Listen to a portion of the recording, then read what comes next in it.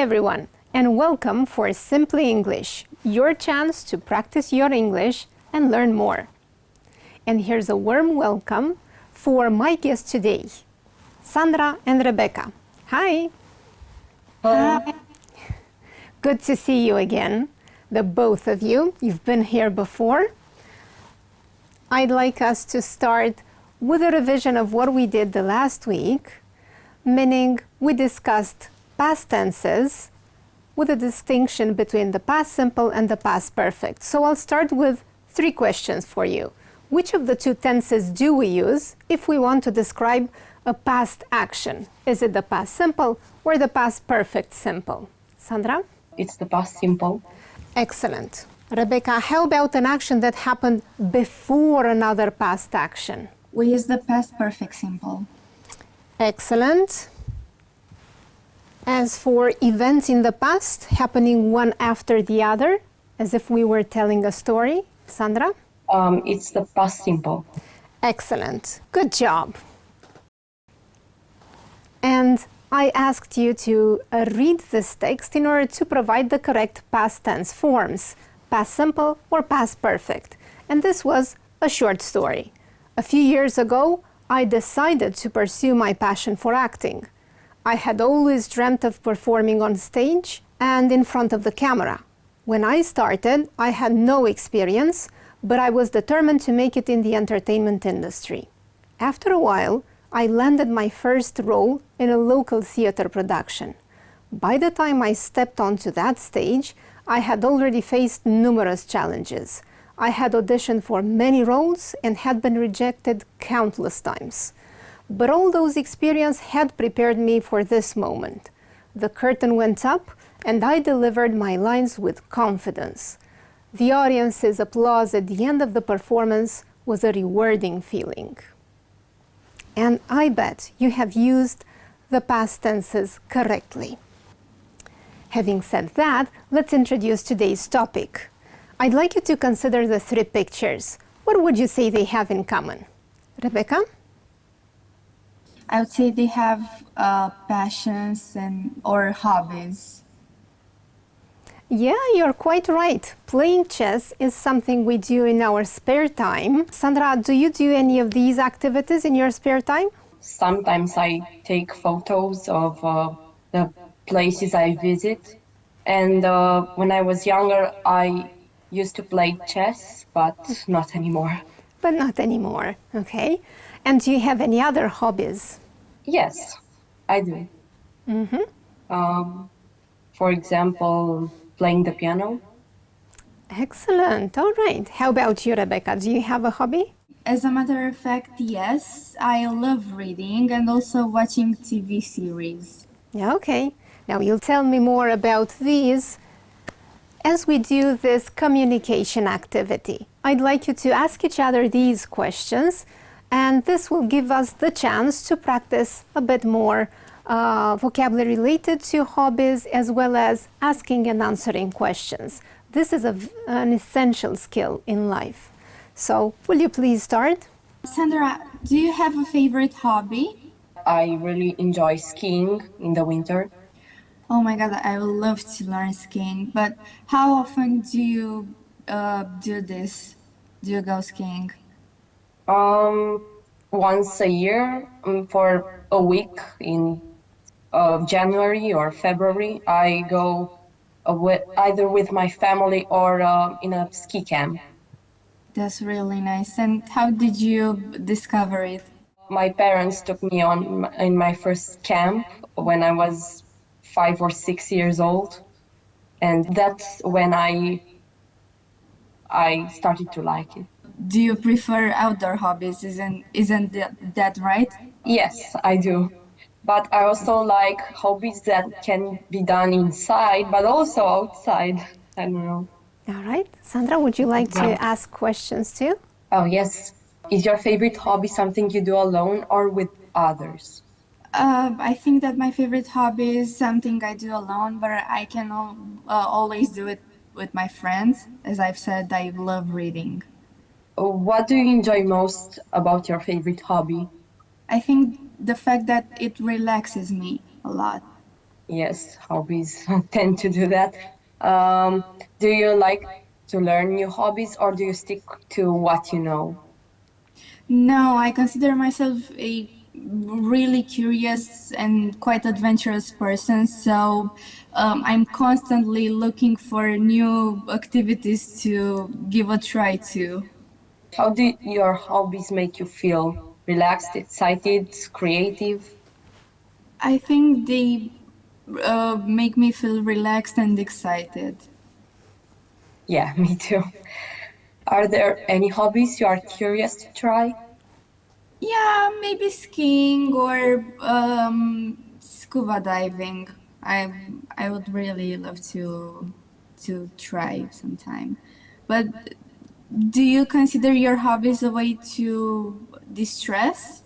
Yes, I tend to spend most of my free time de-stressing, and my hobbies also help, besides sleeping or other activities.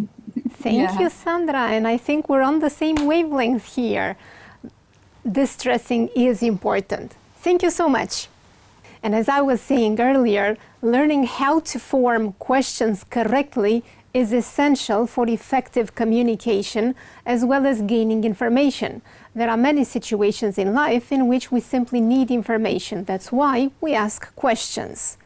In English, there are two types of questions. One of them is called yes or no questions, and that's easy and straightforward to understand. It's because the answer to such a question is either yes or no. So we use these questions to ask if something is true or not. Now the word order is, we start a question with the auxiliary, and in English the auxiliaries are be, do, have, will, or we can use modal verbs, for instance, may, must, can. Then we use the subject, and then we use the verb in its form. So let's have a look at some examples. With the present simple, the auxiliary we use is either do or does, depending on the person. If I ask, for instance, do you like pizza?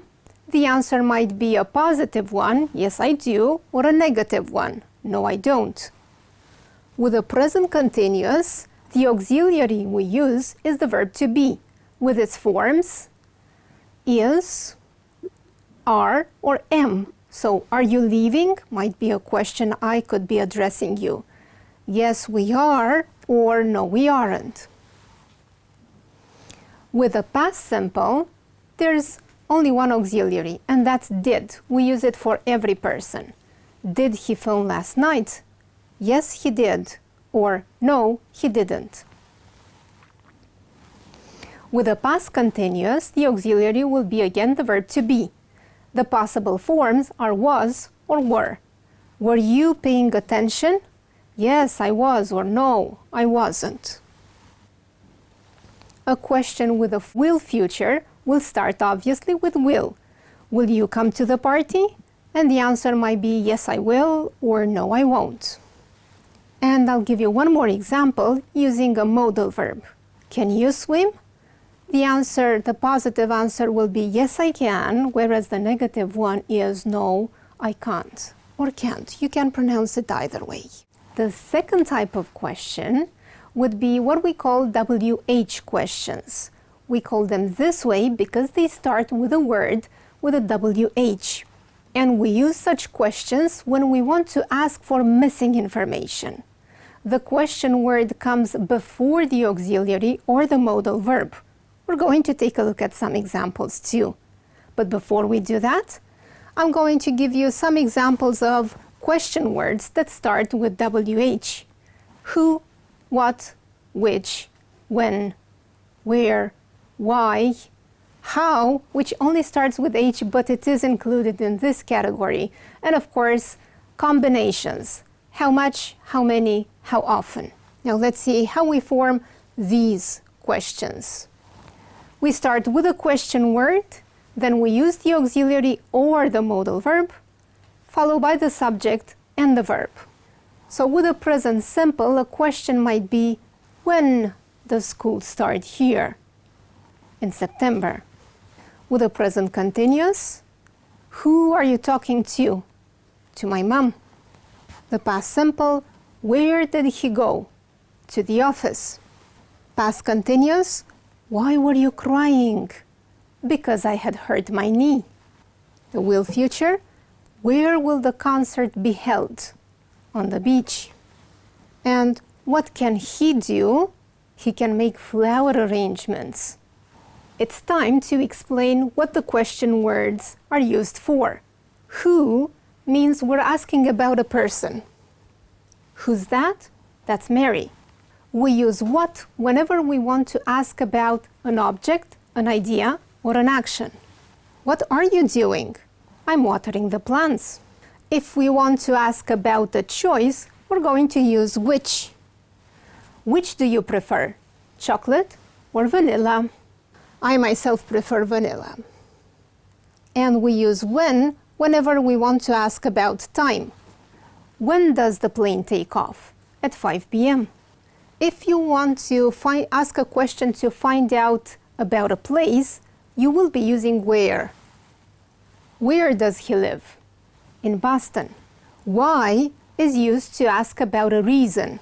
For instance, why did he leave? Because he wanted to be on time to work.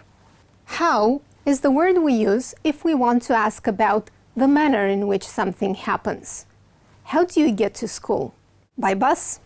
How much is used whenever we want to ask about quantities or amounts of something. For instance, how much time do you need for the project? 3 days.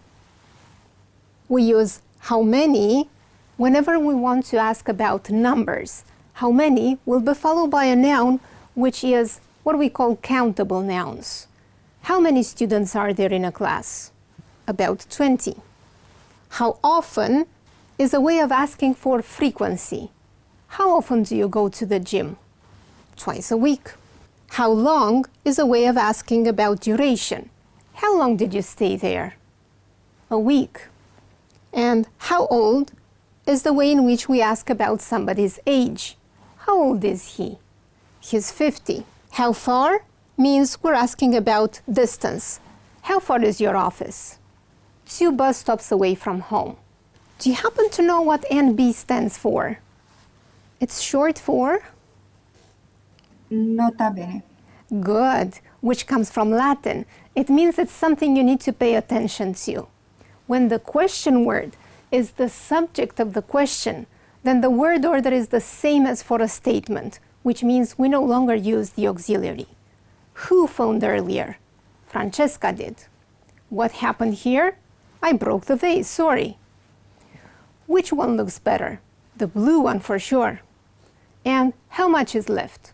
About 5 minutes. Now it's time for us to practice. We're going to start from statements and we're going to turn them into questions. You will need to pay attention to the auxiliary we use, and we'll start with Sandra. The statement is, she enjoys painting. This is a sentence using the present simple. So the question is? Does she enjoy painting? Good. Rebecca? What is he good at? Excellent. So you need a question word first of all. What is he good at? Is there any other way in which you could have asked the question? Yes, Sandra? Maybe is he good at playing chess? Very good. Okay, so just looking for a yes or no answer. Is he good at? Good. Sandra, your turn. She can play an instrument. And the question is? Can she play an instrument? Good. And I'll use a question mark at the end because questions end with a question mark. He went to study law in the States. Rebecca? Did he go to study law in the States? Excellent. Did he go to study law in the States? We use States short for the United States. And the last question is for you, Sandra. are you cooking some sausages for Ben? All right.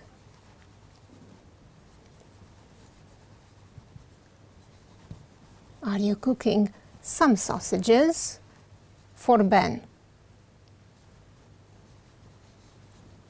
That's when I want a positive or a negative answer. Of course, we could have used a question word as well. What are you cooking for Ben? I'm cooking some sausages. Excellent. Now we're going to practice question words. I'd like you to consider carefully the answer to understand what the missing word is. And we're going to complete the questions with the missing words. Rebecca, will you try the first one? What color is Bob's car? Excellent. Since the answer is red, I think. Sandra? Why did you decide to go to law school? Because I wanted to be a lawyer. Right, we want to find out about the reason, so we'll use why. Rebecca? Which skirt do you prefer? The long one. Excellent. Whenever we need to make a choice, we're going to use which. How often do you visit your grandparents? Almost every weekend. Very good. How often is used to ask about frequency. How far is it? Not that far. How far? Because we want to ask about distance. When are you moving out? Next month. Mm-hmm. And the last one, Rebecca? Who are you waiting for? The birthday boy, of course. Oh, good. Who are you waiting for? Excellent job. And here's a blog entry. Somebody talks about their hobby. I'd like us to ask questions so that the underlined words are the answers. I'm going to give you an example for the first one. This person who writes the blog, and his name is Ben, says, I want to share with you my absolute favorite hobby, gardening. Now I need to ask a question so that gardening is the answer. I would say, for instance, what is Brian's absolute favorite hobby? Gardening. Sandra, will you try a question so that surprising is the answer? How might it sound? Excellent. How might it sound? Surprising. Rebecca, for every morning? I would suggest how often does he step into the garden? Very good. How often does he do that? Every morning. Rows of colorful flowers, green bushes, and even yummy vegetables would be the answer to which question? What has he got in the garden? In his garden? Excellent. Very good. One of the things I enjoy the most is getting my hands dirty. So if I don't know this answer, getting my hands dirty, what could I ask? What does he enjoy the most? Very good. Okay, that's very interesting. Of all the things that are involved in gardening, he enjoys getting his hands dirty. That's definitely a way to distress, for sure. Okay, and he goes on to say that gardening isn't just about the plants, it's about a way for me to relax and clear my mind. I often bring my dog along and we spend hours exploring the garden together. But my favorite part, it's the joy of sharing. So let's ask a question for the joy of sharing. Sandra? Maybe what's Brian's favorite part? Very good. What's the best part in his hobby? Excellent. When my friends or home or neighbors visit, I can give them a bouquet of fresh flowers or a basket of homegrown veggies. The question, Rebecca, might be? Perhaps what can he gift his friends when they visit? Very good. Okay. And he goes on to say that seeing their smiles and knowing that my little garden brings happiness to others warms my heart. And if you haven't tried it yet, I highly recommend giving it a shot. Interesting choice for Brian. All right. If you are at home and you feel that this exercise happened a bit too fast, don't worry. You will be able to watch the video on YouTube. Pause it so that you can do the exercise on your own. You will then turn to the answers and check your answers. It's the best way in which you can learn. Do you remember these questions? Do they look familiar? Yes, they do. We used them at the very beginning of the lesson when I asked you to do this communication game. What I'd like you to do now, and this is your homework, is to use these questions and interview a friend or maybe a member of your family. Find out about their hobby. For next week, I would like you to prepare a short text. It could be 4 or 5 sentences long. A short text in which you're going to tell me about this person's hobby. You could ask all questions, but if you feel you don't want to include all the answers, you could include just some of them, and you will read out the text in class next week so we can find out about more hobbies. Brian was very passionate about gardening, but I bet there are many other interesting hobbies out there. Thank you so much for joining me today, Rebecca and Sandra, and hope to see you next week too. Thank you. Bye. Bye. Goodbye. Thank you again for joining me today. I'll be here every Monday with another lesson, Simply English. And if there are moments when you don't find English that easy, the key is to persevere and do that again and again, do the same exercises again and again, and you'll get better and better. And I think we are getting better and better. I'm reminding you this way of the way in which we could use the present continuous to show a process. We're in this process of learning, and repetition is the key to success. Lovely meeting you again today. Hope to see you next week too. Goodbye.